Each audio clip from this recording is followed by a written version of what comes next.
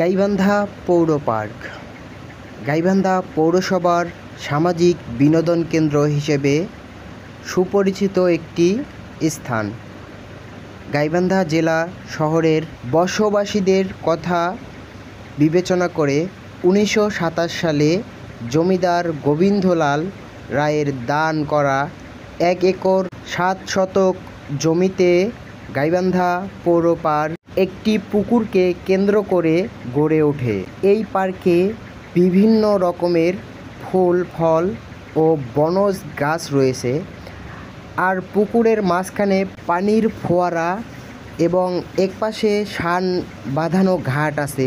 শান্ত সুন্দর এই পুকুরের পাড়ে বসে নিশ্চিন্তে একটি বিকেল কাটিয়ে দেওয়া যায়।